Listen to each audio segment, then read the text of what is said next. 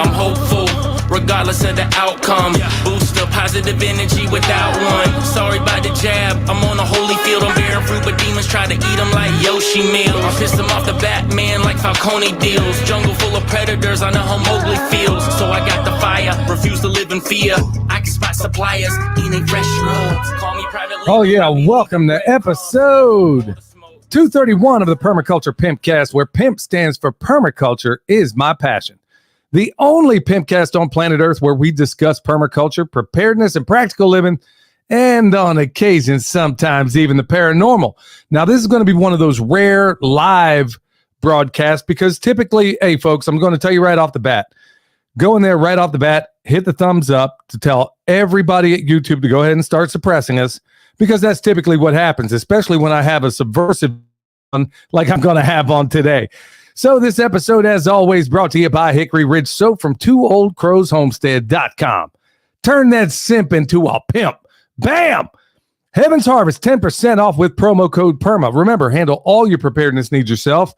Everything you can't source, check out the people at Heaven's Harvest, and they're going to square you away. And if you want to tip a pimp, do it over there on the Fountain app.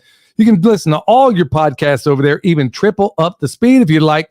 And if you want to drop a derivation of Bitcoin on a player, you know where to do it. So tip a pimp over there. So drop a, well, that derivation is called a Satoshis, and for short, they call them sats.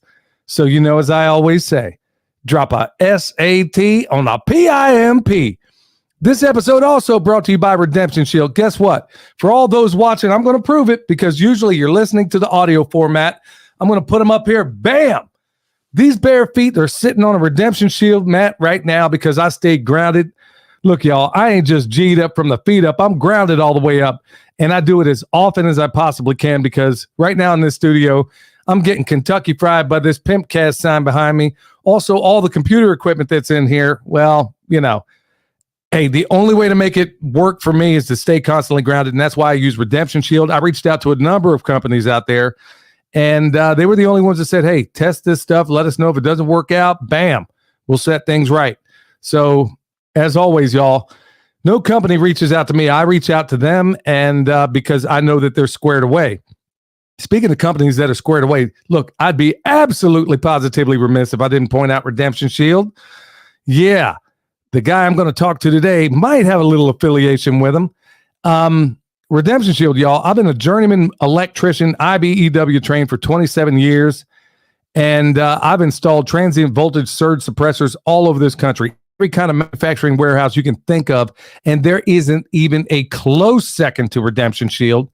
And when I say not even close, I mean not even close. In fact, just think about it. Look, y'all, if things jump off, and given what happened last night in that debate, it might. When things jump off, you're not going to the club. You're trying to get to the house of your bug out spot. Don't worry, we're going to cover a lot of that. Folks, this is a program you don't want to miss. In fact, if you got people out there that aren't listening right now, go get everybody you know, because we're going to be talking about some really important stuff in terms of community and in terms of all these other things. And it might even include a bug out spot. But look, if things go wrong in your house, the number one threat on your place, well, notwithstanding an EMP, is going to be a lightning strike. And they cover you for that too. And if this thing gets Kentucky Fried or blows up anything downstream, there is nobody in the business that has a better guarantee. That's why I reach out to EMP Shield, because they are off the hizzle fo shizzle, as one ghetto philosopher once said before. And if you want $50 off, put in promo code PERMA, and they're going to get you squared away. All right, so here I am, got all the housekeeping squared away. And like I said, y'all, the advertisers are what make this thing possible. And they're going to appreciate your support out there. So go check them all out. Now, this last weekend, what is it today? I'm starting to lose count of what day it is. It's Wednesday, I think. Yeah, because it is Wild Wednesday. And remember, on a Wild Wednesday, we could be talking about anything. It doesn't have to be permaculture. Remember, this show is about permaculture, preparedness, and practical living. And look, y'all, I was talking about in my last podcast, on my Monday episode. If you haven't seen it, go back and check it out. That probably one of the, without a doubt, the tightest knit group I've ever seen. And folks, I've been invited to speak all over this country. And the tightest knit group, without a doubt, is, I don't even know that there's a close second. is the one in Kansas. Now, I used to be a part of elements of this group, I don't know, a decade or two ago. It's been a while. I mean, Kansas is basically where I cut my teeth in a lot of this stuff, especially in preparedness. And I'd gotten out of it initially because the typical person or typical guy, and many of you have probably noticed it, when there's a Democrat in office, preparedness circles grow. When there's a Republican, they acquiesce. And this has been going on since the Clinton administration. Folks, I've been doing this that long. And I've been noticing it for that long. The thing I hated about most preparedness circles is that among the guys, they have their little pet thing, and that's it. And then among, you'll have the guys, there's groups where there's ego that takes over, or with the women, it tends to be cattiness. And then sometimes you got a little bit of crossover of both. And I was at this festival, y'all, and I was absolutely floored. I mean, knocked my junk into my watch pocket when I realized the fellowship that was going on here. And I couldn't explain it. I know Bobby Tag, who's basically, I guess I need to bring him on to the show at this point. Bobby, Tag, Patrick, and a number of others out there. I just kept saying over and over and over again that there is something very, very, very special about this. And I've been struggling to find out what it is. And with that said, I want to bring on Tag from Life Done Free, y'all. He's got a YouTube channel. Go check him out. You're going to be glad you did, because he's one of those people out there that's doing critical work in this space, and almost certainly, definitely one of the people that's without a doubt being suppressed. So we're doing this live for a number of reasons, folks. I wanted, number one, to have him on live to be able to field some of the questions that some of you are almost certainly going to have, because I want experts on here. I'm going to try to do some more of these live things more and more, and hopefully I'm doing it with the understanding that some people are going to be able to listen live, and I'm also doing it with the understanding that the overwhelming majority of our audience has definitely gone to the audio platform because they know we don't get suppressed over there. But this topic is way too important. Tag, how you doing, buddy? I am doing good. It's good to be back. I think the last time I was on your show was, 2 years ago or 18 months ago, or I'm super cool to be back. Well, it shouldn't be that long in between these times. I wanted to do a live.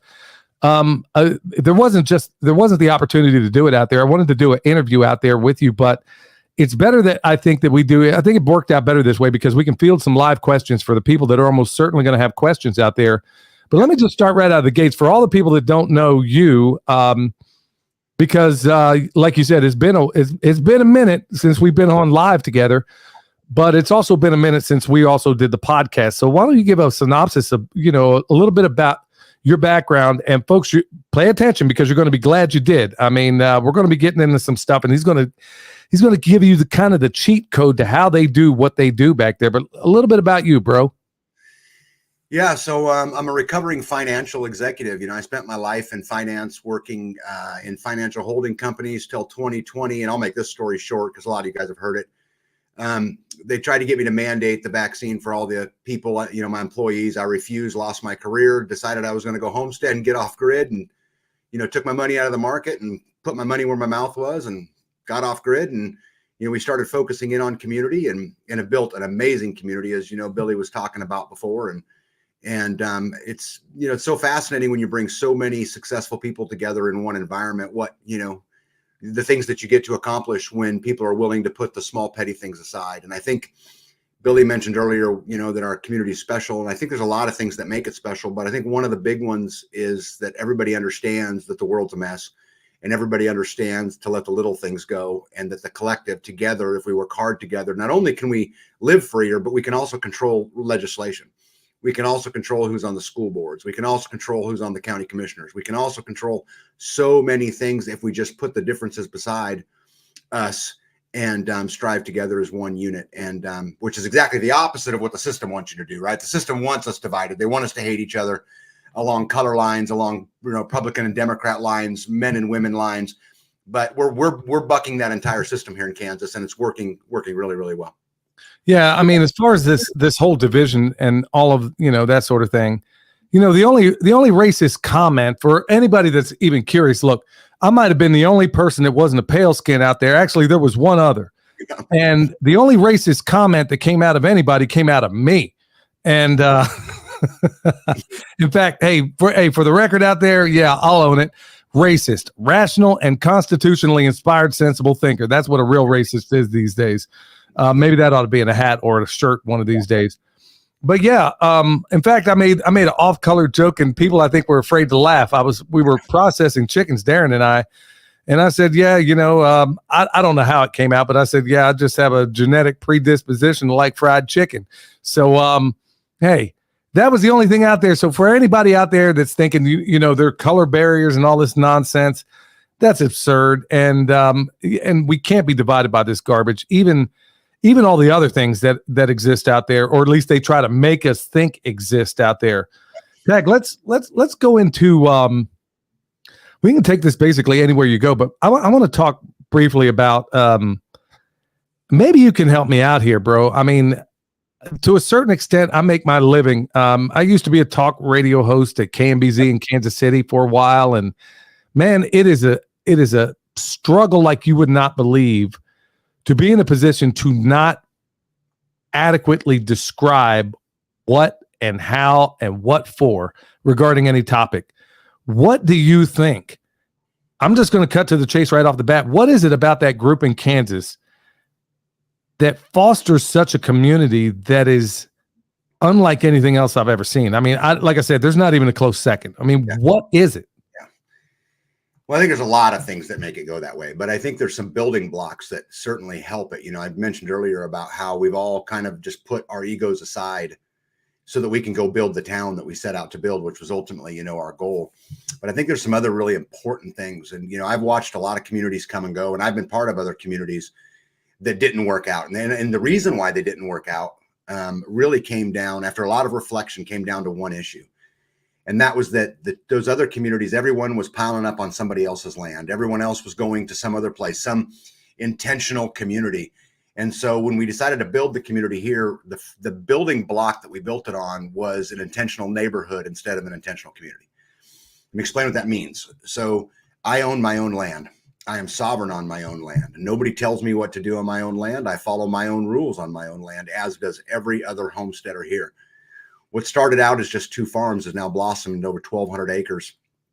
And, homesteads all over the place, but they're all sovereign. And I think focusing on that individual right instead of the right of the collective and really making it the building block of the community, I think has allowed us to flourish, because you don't have a lot of that ego stuff that goes on. And let me kind of go back a minute. I was part of a community once that broke apart over a bowl of cereal. Let me explain. This is going to sound crazy. One lady felt like the other lady didn't give their child an equal-sized bowl of cereal. And in the end, it tore the group apart. But what's funny is it wasn't about a bowl of cereal. That was the last straw of a whole series of things that built up over a whole period of time. And in the end, we weren't strong enough to overcome it. And I think part of the reason for that is we focused on the collective when we should have been focusing on the individual. I think that building block by itself will move people miles ahead in building community versus those, traditional models that you see, kind of everywhere else. And then there's another side to that too, which is vetting. When people move to this community, last year we got 9 new families to this community. I think this year we're up to 6, I think, if I've counted right. We do a really good job of vetting, and you never know it's coming. You don't see it coming, right? We have people who come out, we host dinners, we get to get them interacting with the community, but we're looking specifically for those professionals and looking for people who can put those petty differences aside. I like to ask them questions like, hey, if your neighbor had a dog that came over and ate your chicken, what would you do about it? I want to see how conflict resolution works. I don't care if you're a Democrat or Republican, white or black, boy or girl. I don't care about any of that stuff. That stuff is so irrelevant. What I care about is, can you come together as a team and for the better good, but also recognize that the individual right trumps everything else. Tag, that alone. Now, I've myself, my wife, my son, and I have been part of, I guess you could say, 3 intentional communities, and they were all freaking disasters. Well, the only ones that were a real disaster were the ones that involved my family. So, yeah, just because they're family doesn't make him good for you. And one of life's greatest injustices has to be the inability to choose your own family. But you found a way around that, because to a certain extent, I mean, you could. I mean, and you do with the way you had that set up, because, you know, a lot of us tend to forget that when the Pilgrims came over, man, I wish I could. I really need to find this story and reference exactly. But when they first came over, they worked as a collective and they were dropping like flies. Mm-hmm. The governor of that community finally said, after they lost about half of them, he says, "Okay, we're going to change up this structure a little bit. Here's what we're going to do. Instead of and it's funny because you've modeled exactly the same thing, and I wonder if that was part of your inspiration." He basically said, "Okay, here's how we're going to do it from now on. Everybody, you have your own little sovereign farm. There's no longer a general store over here that we can all just take from whenever we want. I'm going to govern that from here on out. Everybody else, don't start no SH and there won't be no IT. You work your farm, and then we're going to be agorists. We're going to be, everybody do your own thing." Yep. And then all of a sudden he documents in his journals that all of a sudden people quit dying. And then all of a sudden the ladies, and he spoke specifically about these two ladies that would typically say, "Oh, I have a headache," every time it was time to go out there and weed the garden or work in the garden or whatever. And then all of a sudden he noted in his diary that, somebody must have told those two ladies, get loose or get lost, because all of a sudden they're out there working in the garden and the headaches all of a sudden weren't a problem anymore. And then all of a sudden, wow, lo and behold, they started to flourish. And it seems like you've done pretty much the same exact thing. Now, within this collective community, I was recently at Polyface, and Joel Salatin and I were sitting across from each other at a table. Two ladies sat down, and they were part of a cooperative community. Joel about choked on his he literally choked on his chicken. He was eating chicken at the time. Hey, I'm telling the honest truth. And then I said, "Joel, should I explain?" And then they're like, "Yeah, what's wrong?" I said, "Well, I don't think either one of us have ever seen a cooperative community that ever worked out long term after 5 years or so." And so they were just a couple of years into it, but they hadn't gotten to that point. But the point being is that I've never seen any of that stuff work. And every time I've been a part of it, it's always, in every single case, like in my family, it was like in the middle of a Snoop Dogg song. It was like, where he says, "I got me some Seagram's gin. Everybody got the cups, but they ain't chipped in." Well, that was my family, bro. They wouldn't be there when the pigs needed to get fed or when the animals needed to get moved. But man, when processing came around, "Oh yeah, hey, let me step off, bro. You're not getting any of this." And then of course that would create a lot of strife and whatever else. Well, you avoid all that dumb stuff, but I mean, okay, so let's go back to, I'm sorry, I didn't mean to monologue so long, but man, this is a topic that needs to be discussed. Billy, you addressed something super important in what you just said right there that I think I skipped over, but I think the audience really needs to understand, and that's that we create our own energy capital credit score inside the community. And there are people in our community who will pick up the phone and say, "Hey, I need help pouring concrete tomorrow," and everybody shows up to help. There's other people in our community who will pick up the phone and say, "I need help pouring concrete tomorrow," and nobody's going to show up. And the difference between those two is the energy capital credit score they've earned along the way. If you want help, show up.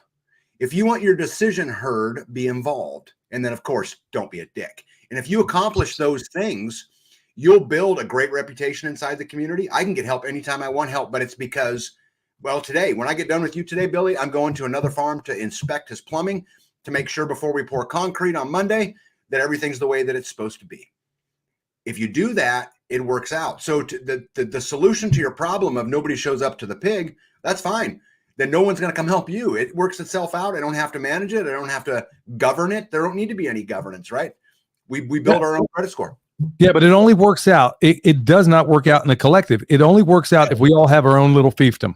That is the only way this works. And that seems to be the nut that you've cracked. Now, somebody's going to say, now, in these, not only the cooperative communities that we've been a part of, but also the ones in which we've visited. There's one, well, we were just in Lawrence last weekend. There's a cooperative community out there. I think it was called the Delaware Commons, if I'm not mistaken. And it's right there in Lawrence. And it's basically, when I remember the last time talking to some of the people there, and I worked around a lady at Cerner Corporation back in Kansas City. And she was talking about, I mean, yeah, the typical drive a Prius type of thing, 10 miles below the speed limit, the whole 9 yards. And I remember asking her, I remember being fascinated about the whole thing and her saying that it was a flipping disaster because you have all these common areas and, you have, and then you have in the libertarian tradition, the tragedy of the commons where everybody gets to call what the shots are going to be on this particular common area. And it has to be done as a collective. Well, no decision ever gets made. And if it does, you're going to have half the people that are pissed off. So what you're doing there seems to be the only sensible way to get around this sort of thing. Yep. So yeah, I think it's important to note I didn't invent it. What I've noticed was the early days of America, what made America so great was the focus on individual rights and away from the collective. And America started to turn the other way when we began to focus on the collective. We began to focus on democracy instead of the constitutional republic that it was meant to be. And I just started reading into it and studying into it and go, hey, this makes absolute sense. Like you can have total freedom if you focus on individual freedom. You can't have it if you focus on the collective freedom. And so it was kind of grown out of that. what do you do with within these communities? I'm going to ask what I think is probably a rhetorical question, but in the event that you do have a person who is, let's say they got past all the detectors and they wound up being more polished than spit and more glitter than grit. And then, those things happen. So what do you do in those circumstances where, and how often does it happen? Yeah. So in our community, I've only gone through it once here, and it was actually fairly recent, just this year. And, the first time when the first problem happened, this person got a talking to from some of the elders in the community, like, look, you can't do this. You have to understand that this person was using someone else's resources. I'll just leave it at that. Said, hey, you can't do it. At the end of the day, you have to understand that their sovereignty is their sovereignty. And, it's okay. We'll help you through it. Let's get better. Well, then it wasn't long and the same issue was coming up again. And then it was just a blunt conversation. And in the end, they get excommunicated. They just get shunned. Now, that doesn't mean they sell their land and moved off. They're just no longer part of the text chain, the Discord group. They're no longer part of the communications, and we just go on with our day. I don't spend a lot of energy on it. A voluntaristic community that actually works. How about that? Huh? Yeah. I don't know why this is so hard. I mean, now here's the part that I don't understand, because there are other mutual assistance groups out there, but I haven't even seen a close second to the kind of camaraderie that I saw there. Now, is it some of the activities that you do? And the reason I'm asking is that one night around the campfire, and I spoke about this in the podcast, I don't know if it was done as a community building thing. I'm not sure what the intent was, but you guys played that. It's not conflicted, but basically it's a card game where it throws out a scenario. There's no right answer. There's no wrong answer. And I'm seeing little children speak up and say, okay, for example, yeah, okay, that's it right there, without rule of law. Yep, I got two of them downstairs. So, I'm sitting here just absolutely dumbfounded, even weighed in on a couple of, Bobby says, without rule of law. I'm sitting there dumbfounded because I am shocked that even children are invited, which is exactly what we should want. Yes. To offer an answer. Is this part of your community building thing? Is this what role and how often do you do that sort of thing? How often do you have get-togethers? Because I'm already seeing questions right now where people are talking like, Steve, we'll get to you here in a second here, where he says, well, let me have you answer that question, then we'll go to Steve's question. Yeah. So this is a complex answer. We do 2 Midwest Preparedness Festivals a year. Those are the big festivals. We do 4 smaller community-based festivals, not really festivals, but just get-togethers, big potlucks. We do them quarterly. But we also, in between those quarters, probably twice a month, we're getting together to do, whatever's on the plate. Like, for example, this weekend, there was a bunch of people at my house putting up tomatoes and peppers, making salsa. We had a big salsa party, put up 100 quarts of salsa, on a day. So there's a lot of those going on. We also do homestead rotations. So any of the homesteads can pick up the phone and say, hey, I want to call a homestead rotation, which is anybody's available will come to their aid. And we've built, a year ago, we built a guy a whole house. We've built barns. We've done firewood. We've done gardens and planted trees. We've built fence. We've, whatever it is. So we're really together a lot. I'm at someone else's homestead 2 or 3 times a week here. Oh, but wow. Sometimes it's just 3 of us helping do a small project. And sometimes, like the house build, for example, We showed up on a Saturday. I think there was about 50 people there. Showed back up on Sunday. By the end of the weekend, the house was up weather tight. And so it just depends, but we're together. I mean, literally all the time. Also, we have our own communication channels where we get together once a week on the internet to talk about whatever's going on in our county. Sometimes it's a political conversation. Sometimes it's a gardening conversation. Sometimes it's a harvesting conversation. Sometimes it's a building conversation. We have our own text chains. We talk together, all of that. But like I said, today, when I get done here, I'm going to go help a guy with plumbing, when we get done. So it's the thing about community that everyone has to understand is it is no different than when you grow a garden. You pull the weeds because you want to harvest. Community works the same way. If you want a harvest, you got to be intentional. You got to invest in it. You got to be willing to give of yourself plus a little bit. And if you can, here's the thing that I think makes the community so badass is that we have a whole bunch of leaders. You cannot lead if you cannot follow. I'll tell you that 100% of the time. We have a lot of leaders. And so we're in a great spot where, Indiana Mike will taken over kind of the political movement. So Indiana Mike will tell me, hey, Tag, I want you to do a video about this, or, hey, will you go film this? Fine, I'm in. And people are willing to give that. And so I think you get good people, you have good leaders, you create sovereignty, you focus on individual rights. And I think it works out okay, in the end, but it takes all of those things. So the short answer to your question is we be intentional. We do it all the time. We do it every single day. It's part of our daily chore list. No different than pulling weeds, no different than going out and feeding the animals, no different than any other part of our day. We just spend a portion of it focused on community. Now, speaking of that community, they have the Free State Project up there. I think it's So essentially, you're doing a version of it that seems to be working in terms of, okay, at the end of the day, I'm no fan of government, and I don't care at what level. Yep. But, it's like George Washington said, it's a dangerous servant or a fearful master, depending on how how you're governed. Or like Jefferson said, that government is best which governs least. Yep. So you're always going to have these bureaucrats in government, these gumshoes that want to go around and tell everybody how to live. How are you combating that? Oh, easy. This is super, super easy. We don't. I mean, at the end of the day, someone has their own land. They're sovereign. They're going to do whatever they want to do. We have one rule in our community. It's literally one rule, and it's don't be a dick. That's it.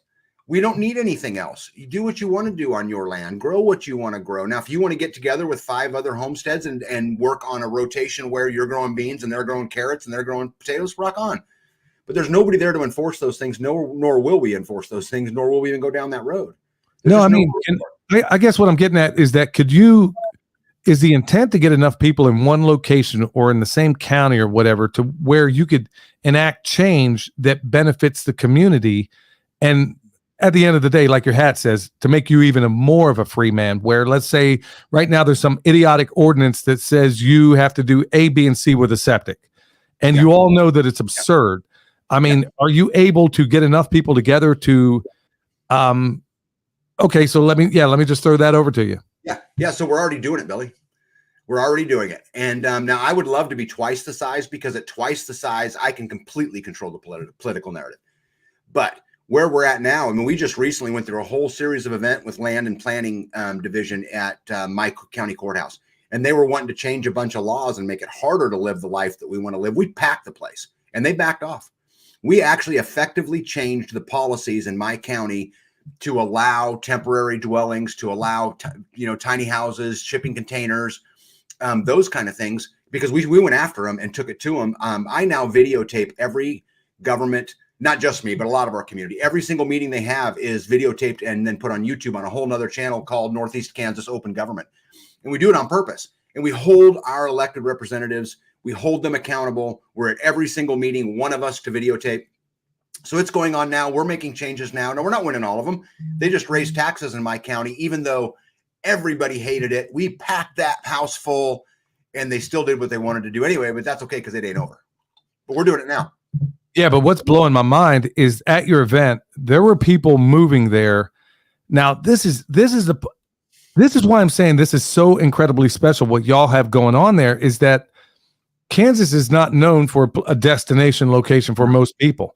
Most people just don't want. I mean, I'm one of the dummies that left. And yeah, that's another story altogether, to basically make the mistake of teaming up with family down in Texas. So that was one of my many mistakes along the way. But I mean, you have got to have some pretty awesome stuff going on there. When I'm talking to people at y'all's event, at the Midwest Preparedness Project, and folks, by the way, if you haven't been there, you are missing one of the best events I've ever been to, without a doubt. It's a camp out, but you don't have to camp out. You can hang out there during the day, go into Lawrence, go stay at a hotel or motel, whatever the case may be. If you want to sleep on the ground, that's fine, in a tent, RV, whatever. They had all of the above. But what was blowing my mind is that there are people from all over the United States of Amnesia that are now settling in your part of Kansas. Yep. And if you would have told me this was going to happen 5 years ago, I'd have said you were crazy. And the number one reason that I've heard out of these people, because I kind of like asked, well, why here? Why? And they said exactly the same thing. They said community. Yep. Wow. Yeah. Well, we actually have a community. You know, people talk about community all the time, but it's a whole, you know, it's tell you a funny story, Billy. When last year, I set out to go on all the speaking tours, and I spoke at 12 places last year. And I did it because what I thought I was going to do is go learn how other communities do it so we could get a little bit better. And so I really reached out to try to find these other communities, and I went and spoke at a bunch of them. You know what I learned in all of it? None of them are even close. Yeah. Like there wasn't this big awakening thing for me that said, hey, this is how you do it, or this is the model, because I just didn't find it anywhere else. Most people think Kansas is this flat, barren land, but what you got to understand about Kansas is half of it is hilly, woody, watery. Half of it's barren, but the other half isn't. And, you know, I know you met Jeff and Louise. Jeff and Louise moved from Tennessee. They had a fully functioning homestead. We're completely off grid. Yes. But as they're getting older, what they're figuring out is they can't do it alone. Right. And in your chat right there, One Step Closer said they pulled me all the way from Texas. Great community. And I want to quote him. One Step Closer said to my wife in my living room, he said, I can buy land anywhere. What I bought was neighbors. Wow. And I think this is really important because, again, collectively, we can control a lot if we get together with one brain. That doesn't mean we have to be best friends. Tag, I don't know if it's on your end or mine, but is it your phone going off? There's some vibration thing that's happening, and it's doing something to the audio. I'm not sure if it's on. Don't mean to take you off your point. It could be the powers. It could be the powers that shouldn't be within this computer that are doing that. But yeah, there's some weird vibration. It seems like we're cool now, but as you were, I'm sorry. Okay. Yeah, no, I just think that it is so, I think what One Step Closer said was just so exactly right. Guys, the fact of the matter is you can homestead successfully in North Carolina, South Carolina, Texas, Mississippi, Louisiana. You can homestead successfully in Oklahoma and Iowa and Nebraska, in California and Idaho. You can do it anywhere. But I'm going to tell you something. You can't do it alone. You cannot. We have never lived in a time ever where there were so many things going on that the tiniest spark could cause us trouble. Every front. I mean, can anybody make the argument that the education system squared away, the food system squared away? What about the executive branch, the legislative branch, right? What about any of them, right? The judicial branch, is it all squared away? Is there anything that's running well in our country right now today? Anything? And I think the answer to that is universally no. Because the system is so frail, we need each other at the end of the day. And so I think it's what attracts people, and they just keep coming. Bill, I'll tell you something funny. Last year, every single piece of property that came up for sale, I did a video on, and I put it out there on my YouTube channel saying, hey, someone buy this up. Somebody buy this up. And I get this question all the time. Aren't you worried about who's coming in? Well, kind of. But here's the thing. If there's a piece of land that a realtor has for sale, I get one of two choices. I get the like-minded unknown or just the unknown. Yeah. Somebody's going to buy it. I would rather have someone that's at least mildly like-minded. Again, we ain't got to be best friends, but that will show up at the county commissioners meetings, will show up at the school board meetings, will show up and help somebody put up a barn. When someone's in need. A year ago, my place caught on fire. My neighbor started a fire across the field, and it burned all the way up into my house. And you know what, Billy? I didn't call the fire department. I called the community, and we put the fire out. How about that?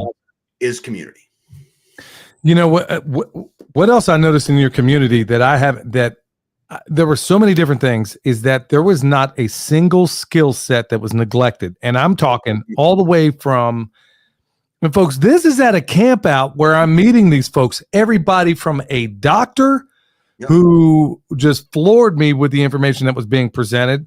And I couldn't believe what he offered this community. And I'll put it this way. When I was still in the Kansas City IBEW electricians local, I don't know what it is now, but back then it was probably $10 for every hour you worked went into your health and welfare, and it was screwed over. It was ripped off. It didn't go onto your check. I had no idea even the healthcare that you guys have within this community is, if people knew, I don't know how much you want to talk about this, but if people knew about it, bro, there are people that would probably get on the first thing smoking right now. Anybody with any kind of chronic health condition, any kind of whatever. I'm talking just just from the medical standpoint. I couldn't even believe what you guys are offering there. Yeah. Yeah, it's actually, we are so blessed. One of the questions I get all the time about communities, what do you do about healthcare? Yeah. Very common question. So luckily for us that we have a local doctor who got tired of the system. And in the beginning, he started one little clinic and it was called Holton Direct Care. Now, just so you guys know, the community owns no part of it. This is his business, right? He is sovereign. It's his own thing. But he accepts no health insurance. And so what you do is you pay, like I pay $70 a month for me, $70 a month for my wife, and $30 a month for my daughter. And they take care of all of our basic needs. Now, they're not going to help you if you need a heart transplant. Right. If I break my leg, if I need stitches, if I'm sick, if I need antibiotics, if any of those, normal everyday kind of stuff, they take care of us. And we promoted it. The whole community jumped behind this business to make it successful. And you know what? Today, there's 6 clinics all over Northeast Kansas.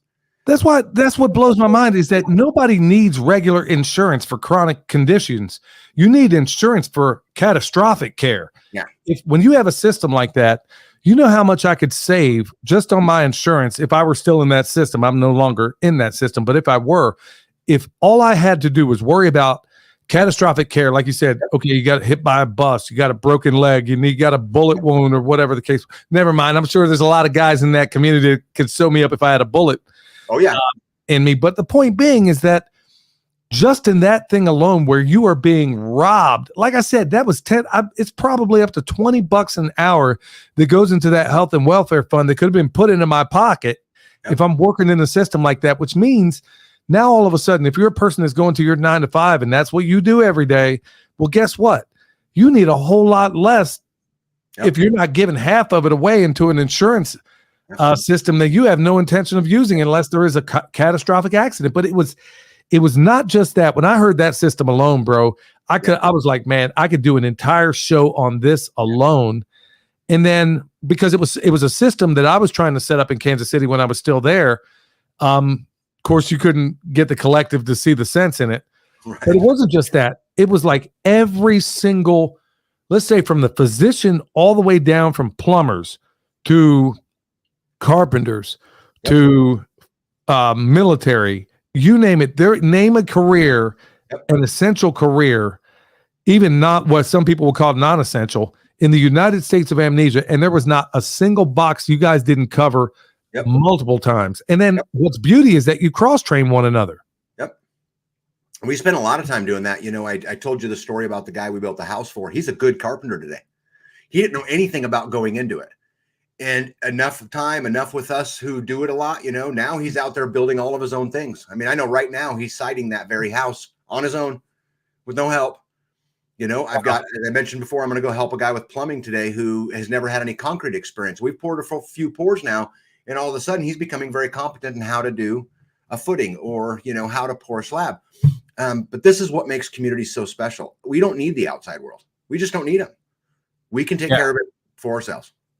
Well, to that point, I mean, I guess I better get to some of these questions. And folks, if you have them, please leave them here. Man, okay, here we go. I'll put this one on screen.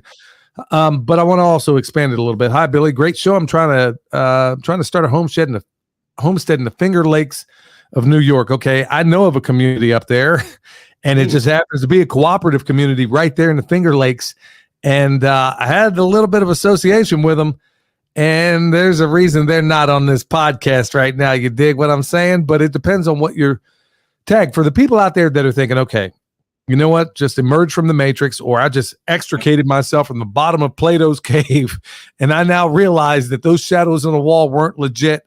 Oh, snap. Here I am. I'm out here. And let's say, Steve, I don't know your specific situation, but let's say in a case like Steve, like, hey, first of all, would you start a community in Finger Lakes, New York? I would not.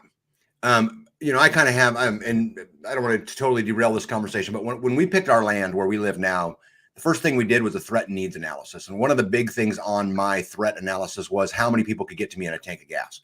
And so that pretty much eliminated most of the East Coast, most of the West Coast, just by that one question. Damn. For me personally. Now, that doesn't mean that I'm right? Because everyone has their own threat and needs analysis, and none of them are wrong. They're all right. Whatever makes you happy, rock on.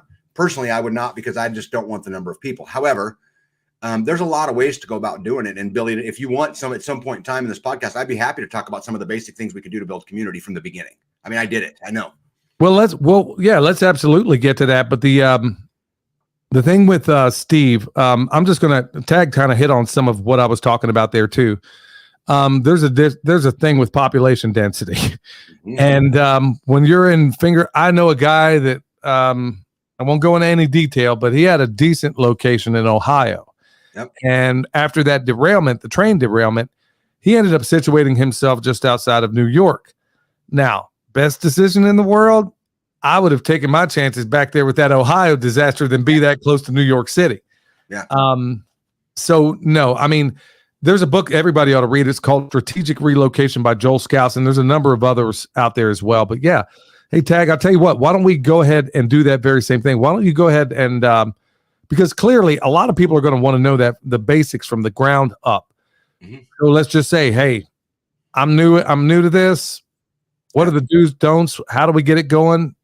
Lay it out, bro. Yeah. So I think the first thing that I would do is start with a threat and needs analysis, what we just talked about. And I'll make this real quick. I'll just kind of run through it. So for me, when I went through it, I didn't want anything to be the other side of the Rocky Mountains. So I drew a line right down the Rocky Mountains and cut that whole other side off because population density. Because the Rocky Mountains create a beautiful natural barrier, right? It's just smart. On the other side, the first step I did is cut off everything to the east of the Mississippi River. Because again, the Mississippi River is also a nice natural barrier. And for good measures, I took it to the Missouri River. So now I have this strip right down the center of the United States. The question was, how far north did I want to be of the Mexican border? Right? So that drew a line up to a particular place. And then what was the growing season, which took my line down out of North Dakota? Eventually, you just hone in, right? And actually, I ended up with my ground zero being in a place called Brownsville, Nebraska. To me, is the perfect ideal location. It's about 60 miles from my current location. We couldn't find land there. We ended up where we ended up. So anyway, once you pick your location, there's a lot of ways to build community. You can go down the road that I went down, which is I went and started a YouTube channel, went out and did some public speaking, which those things brought in a good chunk of the members in the community. But there's so many other things than that. I got involved locally. I went to farmers markets. I went to, you guys, every town in America has 12 old guys sitting at a Burger King at 6:30 in the morning having coffee, right? It's a great place to go figure out what goes on. FHA, Future Farmers of America, right? 4-H. And there's a million things you can do out there, but there's also some simple things you can do. If you're driving down the road and you see a sign that says eggs for sale, stop. Go introduce yourself, because I'm going to promise you something. If I walked into a brand new community and I wanted to build community, and I didn't know anybody, at the end of day one, I'd have a trunk full of produce, eggs, and a turkey, and all kinds of stuff, because I will have made my rounds and started to make connections. The point is, you have to be intentional. As long as you make it part of your everyday quest to go out there and build community, you will be successful. But if you're going to hide behind the scenes and wait for the advertising bird to drop the James Wesley Rawls Survival Group on you, it's never going to happen. Exactly. I apologize, but it's not. No, bro. Okay, can you still hear me, Tag? Because I just saw somebody said that my volume is way overcharged. Folks, I'm sorry about that. I hear you. I hear you great. Okay, apparently I'm overdriven out there on YouTube, so it could be one game that they're playing out there. So, it was funny because I'd like the center of the country for that very same reason. But on the other end of things, I was thinking, okay, from a tactical standpoint, I really love the mountains. And there was also something from a permaculture lens, because I'm in the well, I better not say this. I won't say it. Right now I'm working on a new book. And basically from a preparedness from a permaculture lens. Now, one of the things I was looking for also, this is for other people to consider out there as well, is I wanted to have my altitude high enough to where I could avoid the humidity, but low enough that I could keep the fertility. Because the higher you go, the less your fertility. The lower you are, the higher the fertility. But the lower you go, you also have that problem with the humidity. So I'm thinking, okay, where can I go where I'm basically t-shirt weather all year long, where I have a tactical advantage, where I can be situated, where I could, and that's part of the reason why I ended up where I am, where I'm isolated, where I have the benefit of a lot of different things. But Tag, I'm right there with you as far as right there in the center of this country. But there's also enclaves that can be found in other areas as well.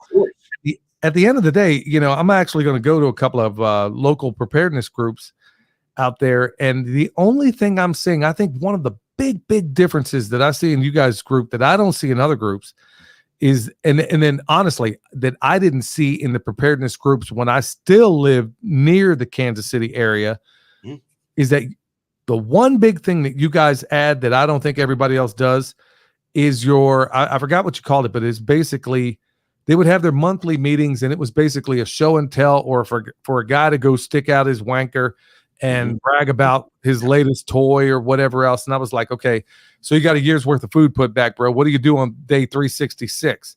Right. What you guys do is I think it can't help but foster community. I think I'm starting to crack that nut a little bit, because the one thing you guys do that I don't think I've seen anybody else do is this being this mutualistic relationship of being on call for one another. Like you said, you got a fire. Well, everybody that's nearby comes, puts it out. Yep. Or, hey, you got a barn building. Everybody comes and this is what most preparedness groups do not do. They just basically meet every month, but they don't do anything. I mean, yeah, they might do a little bit of shooting here and there, but you guys are doing real projects. And as you well know, one of the best ways, in fact, this is why I was so tight with my buddies, is that it's within these crucibles of really hard times that you forge these relationships, these friendships. Yep. At those times where, things suck, you're out there in the middle of this heat or the cold or whatever the case may be. And I think that's one of the ways in which you guys crack that nut is other groups just simply don't do that sort of thing. They just don't do that. Yeah, well, I mean, I think you surround yourself with doers, and if you walk into a room and you're the smartest person in the room, you're in the wrong room. You got that right. Right. I mean, and so, I've really tried very, very hard to make sure the people I surround myself with and the people we bring into the community are actual doers. And we do it every day. And we live it every single day. And I do agree with you, Billy, that I think that's a big difference. And I want to go back to the where you live thing real quick, because I think it's important that I note my decision was based upon my threat. Right. So to someone who doesn't want to live in freezing weather, because I'm going to tell you something, in January, it'll be -30 here. Don't pick Kansas. if weather is an issue for you, don't do it. Right. So I think it's just important that my threat and need analysis isn't yours and isn't anybody else's. Just do your own. Make a strategic decision on where you're going to live based upon first your threats. And then second, Billy talked about the humidity level and being able to be in a t-shirt year round. His needs, right, are super important. And he made his decision based upon those needs, which is what you should do. Yeah, but you're also pointing out a tactical point as well. Think about it. Things jump off, and let's say it is the middle of the winter. Yep. Okay, there's always going to be a winter somewhere. You know what? You are the last place on earth somebody's going to want to come. You and other people in your community, you're not just going to walk up out there when it's in that weather. And then plus in that weather, and let's just say it was the worst, like a grid down scenario, whatever the case may be, you have a tactical advantage that's on steroids simply because of, number one, your topography well, that system well. And frankly, you have the warm location that other people just aren't going to stumble on. So for the people out there that are, obviously there's going to be a number of people out here that are going to listen to this, to a certain extent. Hey, by the way, folks, if you're new coming in here right now, hit the thumbs up, let everybody know that we're live so they start suppressing us. And then also, I'm also speaking, if you hear me trying to be more descriptive, I'm also doing it from the understanding that most people that are going to listen to this are listening to the audio format. So Tag, there's going to be a number of people out there that are going to think, man, this sounds like a place I want to be, notwithstanding the -30 degrees and stuff like it. But I mean, is there availability for freedom-minded people to make their way out there? Is everything already taken up? I mean, I know Cali and her husband just got out there, and they seemed like they got a pretty good deal. And they're off. You guys are building them a place. I mean, how much availability is there for land out there? Every time you turn around, it seems like the powers that shouldn't be are buying it up, or things are drying up. Are there options for people to move there? Yeah, there's actually land that comes up all the time. I haven't done a land video in a while, and it's been on purpose because I'm trying to control our growth a little bit, right? Because I only have so many hours in the day, and so we have like 9 homesteads with major construction projects going on right now. So I purposely slowed it down, but there's plenty of land for sale. And if you contact me, I can actually get you in contact with a local, like-minded, community-oriented realtor who knows what we look for, who will then put you on an email list, and you'll get every piece of property that comes up for sale. The other thing is, I don't control who buys the land. If it's listed with a realtor and you want to buy it, knock yourself out. If the question is, how do I get involved in the community and how do I mesh with the community? Well, get involved and mesh with the community, right? I mean, it's really not hard. From the festival, we have 6 new families we're now talking to at the very early stages. And we'll continue to go through that process for some time. And it's good. So yeah, there's land for sale. It's a free country. You can buy land anywhere you want. Back to your other point real quick about tactical advantage. The other thing is nobody wants to come to Kansas because of what they think it is. Exactly. Good. Exactly. And that's a really good thing. Especially in the area where you are, where it's you don't just stumble onto something out there, I mean, it's not, hey, I was just traveling down this road. No, it doesn't work that way. And places like Darren, where you're practically in the Nebraska border, I mean, you don't just stumble onto a place like that. Tag, I know we got to bring it to a close here before long, but I know that you got some personal projects that you have going on your property, and the idea is to have why don't you tell everybody about it as far as a gathering place for the community? Yeah. So one of the challenges we've had as we've continued to grow, it gets harder and harder to find a place to house our shenanigans, right? If we want to get 50 people together to harvest 10 farms, gardens all at one exact same time, where do you do stuff like that at? Now I have a processing kitchen on my land that I built for my wife, but you're going to get 5 people in there. You're never going to be able to do that. And so after some soul searching, B and I decided we would invest the capital. And then with the help of the community, because I got a lot donated, we have built our first community learning center, our community building. And it'll seat about 100 people. We just now got all the outside done. So it's weather tight, and we're now beginning construction on the inside. I've got the audio and visual guys coming on Saturday. I've got the ham radio guy coming on Saturday and the solar guy coming on Saturday. And so we're going to go through that process. Hopefully within a couple months, we'll have it all buttoned in, and then we'll begin to do a lot more of the, hey, let's bring Billy in and do a permaculture class. Let's bring Salatin in, whatever it is, right? We will have a place where we can do that intimately with all of the equipment you need. Everything's right there in there. And here's another side too. It's a place you can have an open conversation, because I'm very reluctant to have an open conversation sitting in an Applebee's. I just don't do it. Yeah. We'll talk about carrots or whatever, right? I mean, but I'm not really going to get into it there. And so I'm very excited about it. I can't wait for our first wedding. I can't wait for the first Bible study or the first constitutional class that goes on for the kids. I can't wait to have the first live band. It's just all of those amazing, wonderful things that are coming for us. And we're very, very, very, very close. So I'm super excited about it. Man, that's exactly what I'm talking about. It's things like that where, and good night, man. I mean, I don't know that I would have left had these things existed before then, because honestly, being a part of a lot of the communities that were back there, either on both the Missouri side and the Kansas side, I saw glimpses of it within, the things Bobby was involved with, but everything on the Missouri side, it turned out to be, it was one of those things. Let's go do the camp out. There was never any of the other. There wasn't this level of community involved. So, I mean, right now we're in a time in this country where, I mean, everybody's looking for some savior, we're looking for a political savior for all the ails that are going on in this country that have been going on for years and years and years. And everybody's looking for these guys to solve their problems. Meanwhile, you guys are turning from within and relying on each other. And like you said, this is a renaissance. If anything, it's a renaissance. Yeah. It's a rediscovery of what America used to be. And you guys are bringing it back. Yeah. Yeah, and I think it's also, but you have a lot of committed people, and we have tribulation that goes on in the community, right? I mean, not everybody always gets along.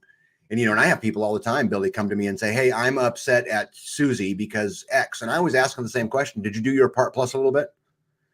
Did you do more than your part in this equation? And typically they go, "No." I said, "Well, maybe you should go reflect on that." Wow. And off we go, off to the next one. We're very blessed, and but again, guys, I'm going to tell you, it's not me. I'm the face of it because I have the YouTube channel that started and all of those kind of things. But the fact is we have amazing leaders, Bobby Spags and, Gypsy, who I know is in this chat here today, and Indiana Mike. And there's just so many. American Roots Farm. There's another great one. But there's so many of them. That's what makes it work. It's not me. I promise you it's not me. No, it's a collective. It's the only time where anything like this, and I've been convinced of this for years, that the only way this can work is if everybody has their own little fiefdom. And I like what Hippocrates' Garden says here: the construction adhesive of community is sweat, blood, and calluses. I couldn't agree more. Yeah, I couldn't agree more. That's why I think that's one of the many things. I'm still going to struggle as to why you guys have got this nut figured out, because we're not fusing DNA here, Tag. No. But I don't know why every other mutual assistance group out there isn't getting the memo on how to make this stuff happen. Hey, before we bring this to a close, tell everybody, is there anything you want to add, or could you tell everybody where to find you and how to get involved? Yeah, sure. So the first thing I think I want to say is, Billy, you're part of our community no matter where you live. You're one of the OGs here in Kansas, and everybody looks at you that way. And I can't tell you how exciting it was for many of the homesteaders here who follow you to be able to interact with you personally this last weekend. And so I just wanted to thank you for that. It's a big deal. And you're welcome here anytime. And I hope we see you again soon. As far as finding me goes, you can find me at the YouTube channel Life Done Free, or Facebook page Life Done Free. My email address is on my YouTube channel. If you email me, I'll be happy to respond to you and, continue the conversation. At the end of the day, I think what Hippocrates said is the absolute best comment. It's sweat, blood, and calluses. And if you want to be part of a community, you just got to be part of the community. That's it. Right? It's just not any more complicated than that. These other communities haven't found the magic sauce, Billy, because what they don't understand is that the individual right trumps that of the community. And until you understand, and I'm not talking about saying it, I'm talking about truly understanding what that means. You won't get that. It won't register. And I really hope that every community out there listening to us, and we've helped form communities, by the way, all over through Freesteading and through some of those other things. Freesteading.com is a social media platform that I own part of. It's really just built to yoke people up and help them build community. But at the end of the day, guys, I want to tell everybody this is so critical. You can't do it alone. I don't care what kind of badass you are. You can't do it alone. Go yoke up, go get involved. And again, I'm happy to help any way that I can. Man, thank you so much for being on here, y'all. And I want to thank everybody else that decided to come in here to the chat and drop some comments. I'm going to try to do more of these because it is really, really, really that important. And like I said, I wasn't counting on YouTube to go ahead and spread this thing far and wide because they don't want this. You could say, look, building resilient communities. Let me just tell y'all a secret. If it has anything to do with community, regenerative ag, anything like that could help keep you alive, the powers that shouldn't be, it's the last thing on earth they want you to know about. That's exactly why our tagline on this show is stay alert, stay alive. They don't want the individual, just a carbon copy. You spitting that manicotti, yeah, I'm talking saucy. All they want to build is a prison world full of pet Tamagotchis. Like a kamikaze, got me out of body like I'm Goku SS3. Woo! They want to push me to the center like a cell. They want to spin up at the center of the nexus. Me. They want me to bow down, but I'm a warrior. I'm a warrior. I will never bow down, 'cause I'm a warrior. I'm a warrior. They want me to bow down, but I'm a warrior.